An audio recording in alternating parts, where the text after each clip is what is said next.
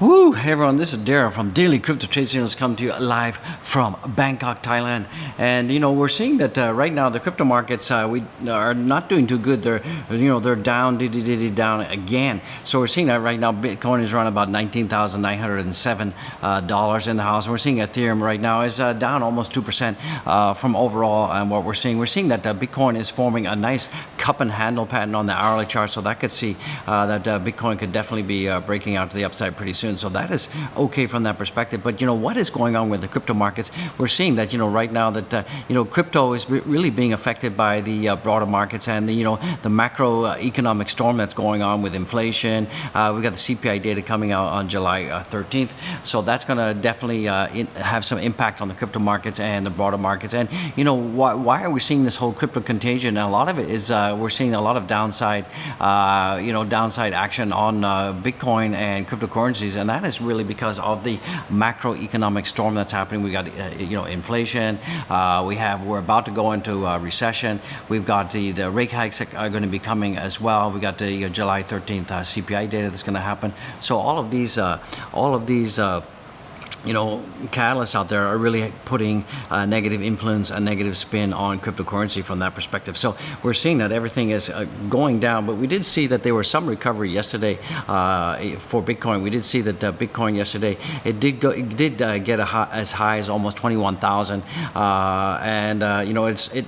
yesterday it was at about 20,360. Then it went all the way down and retraced a considerable amount out there, and then after that it did have a really good climb, and it went up considerably yesterday, so that was pretty good and hit a high of around about 21,000, and then it's kind of dropped back down to 19,800, and right now we're sitting around about 19,870, and we're forming a nice big cup and handle on the 1 hourly chart. So this is a pretty bullish indicator, and hopefully that we're going to see some recovery. So from my perspective, what I really feel in my gut is that what's happening with cryptocurrency right now is pretty similar to what happened in 2018. And I think that we're going to have one more pretty significant dip, and I think we're going to be seeing that Bitcoin could be going into the low teens, anywhere from like 11 to 16,500. I think we're going to be seeing a bit of a dip coming, guys. So guys, buckle up for that. And then like in 2018, once we had this final dip, we could be seeing a huge takeoff to the upside. So definitely buckle up. I think we're definitely going to be seeing another dip. What's going on with Dogecoin right now? We're seeing that Dogecoin is, let me just move my computer. I'm looking at my computer where I'm recording. So we're seeing that Dogecoin right now is around about 0.66 cents in the house. And right now, Doge is not looking too bad. It is, being just below my support line of my descending funnel line. So hopefully this will, act as a catalyst, and we should be able to get ourselves up there. So I don't know if you can see that out there, but, from that perspective, Dogecoin is kind of respecting this funnel line right now, and it's just about to break out from that perspective. Let's take a look again at Bitcoin. So I just show you that a cup of handle pattern. So you can see here that Bitcoin has a nice cup of handle pattern forming right there. So that is a pretty bullish indicator overall. So I think that we should be able to get a breakout to go into the upside pretty soon. But like I said, we could be expecting another dip coming for Bitcoin anytime soon, guys. And if you take a look at some of the on-chain analysis right now, we're seeing more and more Bitcoin being taken off exchanges. And one of the reasons that people are taking their Bitcoin off exchanges right now is that people are getting pretty fearful out there, and they're running scared that lending platforms are collapsing. We're seeing this crypto contagion happening, and they want to secure their crypto, and they want to get their crypto off of exchanges. So that is what's going on right now, and that's why people are starting to get into software wallets and hardware wallets out there. So from that perspective, one of the really good mobile hardware wallets is Trust Wallet. Let me just pull that up. So if you're looking for a good mobile, wallet that allows you to, control your own keys and stuff, you can actually use Trust Wallet out there. Trust Wallet is pretty awesome out there. It's free. It allows you to basically have your own private keys and seed phrase, and it also supports hundreds and hundreds of different cryptocurrencies out there. So that is pretty good. It also allows you to interact directly with different DeFi platforms by just connecting to your wallet. So that is what is really good about that. And we're seeing a lot of crypto contagion right now. We're seeing a lot of people are just taking their Bitcoin off exchanges. We're seeing that Bitcoin exchange flow surges right now. So we're seeing a huge surge in Bitcoin outflows surge as basically if it's not your keys, it's not your crypto. So basically people are moving their cryptocurrency off exchanges because they're running scared. And we're seeing the Bitcoin monthly performance right now. We're seeing that that is down. A lot more people are not in profit. They're actually in loss right now. And we're seeing that the number of addresses with zero balances are also decreasing right now because people are actually moving their crypto. So that is what's going on. We can see that the Bitcoin net exchange right now, we're seeing that Bitcoin net exchange is negative right now. And once again, this is just more evidence out there that people are starting not to trust centralized exchanges, starting not to trust lending platforms out there. So from that perspective, we are seeing that the fear and greed right now, it was at 19 yesterday, but right now it has gone down to 18 out there. So it's the fear and greed is now at 18 from that perspective. So, still a good time to be buying. But, what I'm thinking and what I'm really feeling is that we're seeing something close to 2018. And if you do have some dry powder on the sidelines, what I would do right now is I would wait. I would wait a little bit. Like I'm even thinking, I'm going to be thinking about, skipping my dollar cost averaging and right now just keeping my dry powder on the sides because I firmly believe that we're going to be seeing another dip coming in pretty soon. So I'm just going to be holding a little bit. I think that Bitcoin is probably going to go down to the lower teens pretty soon, something similar to 2018. So some other things are happening. We can see that in Puerto Rico, suspends operations of Euro Pacific Bank. So that's Peter Schiff's bank. And once again, I believe that this is a good case study out there, just to kind of prove the point out there that there's a lot of distrust with banks and a lot of distrust with the traditional banking sector. And I think that this actually is a good testament to the fact that even banks they can stop withdrawals, and there was an investigation into this Peter Schiff's bank, the European Pacific Bank, and they basically said that this bank is being used for tax evasion and money laundering and all of that. So that is why they decided to basically freeze all the assets in the bank. So it just goes to show that the central governments do have the power to freeze your assets, and this is a perfect Cinderella case study for Bitcoin because Bitcoin you can send Bitcoin to anyone, receive it to anyone, and nobody has the power to stop you. And that's why things like a trust wallet or a hardware wallet, once you've got the private keys, no one can stop you, no one can seize your Bitcoin. So that is some other stuff that's coming in right now. We can see that Celsius Network right now, they have paid off another 40 million. So that is a total of about 170 million dollars they paid to their DAO loans that they have outstanding. So it means that their liquidation price has dropped to about 2,722.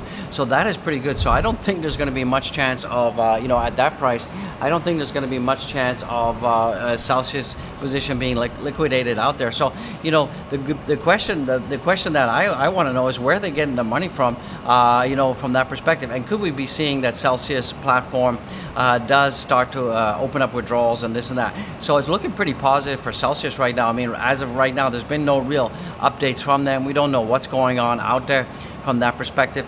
So hopefully this is going to be some positive catalyst, some positive news that we'll see actually Celsius open up its withdrawals and will allow users to take off their crypto, so limit the amount of crypto that you can take off. So it's going to be a slow dripping effect. But hopefully Celsius can recover from this. Right now there's not too much trust out there for Celsius. So from that perspective, that's what it is. So getting back to the Peter Schiff's bank.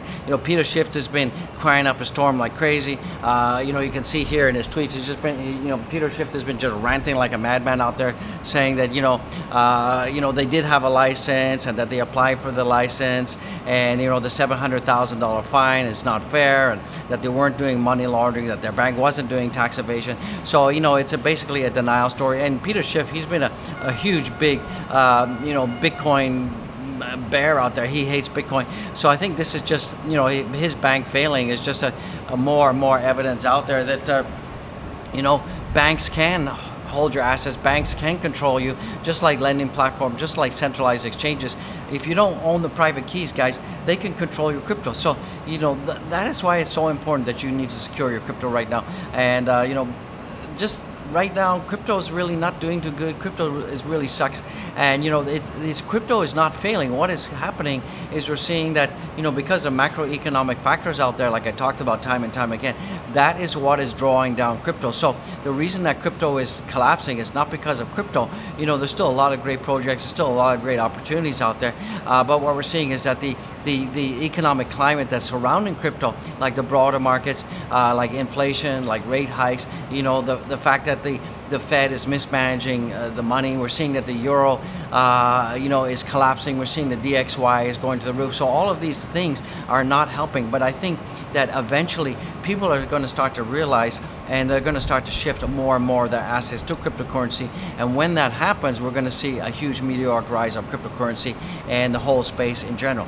So, from that perspective, maybe we need to wait till 2024. Maybe we need to wait till 2025. But it's well worth the wait if you can buy Bitcoin right now under $20,000, and in 2 or 3 years from now, that Bitcoin can be worth $450,000. So from that perspective, I'm still pretty positive. I'm still pretty bullish about cryptocurrency, and soon, absolutely soon, there's going to be life-changing wealth. And what I'm going to be doing is I'm going to be skipping my dollar cost averaging this week, and I'm just going to be waiting because, like I said earlier in the video, I believe that this is very similar to 2018, and we're definitely going to be seeing another dip coming before we have another rise, guys. So from that perspective, like I said, we're seeing the DXY right now is right now is at 106 right now, and it was at 107 earlier, and it's almost at all-time highs right now, and that is putting more pressure on Bitcoin. We're seeing that Shiba Inu right now is at 10.21 right now, and it's just respecting my trend line right now. So there's really no big news for Shiba Inu. It's just kind of doing its thing. And all the cryptocurrencies are kind of depressed right now because of Bitcoin. We're seeing Ethereum right now is at $1,114 in the house. So it still just can't get above my $1,200 support line. It's just kind of stuck there. So that is really crappy out there. And if you take a look at the total market cap right now, the total market cap right now at time recording is about 912 billion, 57.32 billion, and the Bitcoin dollars is about 41% out there. So from that perspective, it is what it is. We're seeing that for Dogecoin, there's no real big news out there. It's just Doge. Doge is normal. Doge is basically waiting for this confirmation, this bump and run pattern. And from that perspective, it's not going to do anything unless Bitcoin does anything. We're seeing Bitcoin is down now from where it was yesterday, about 1.61%, and that's at 1986.4. So we're seeing that everything is kind of turning red right now. Ethereum is down 2.39%. We're seeing that BNB is down as well, and ADA is also down. So overall, we're seeing that most of the markets are sliding right now, and I think this is going to continue to slide.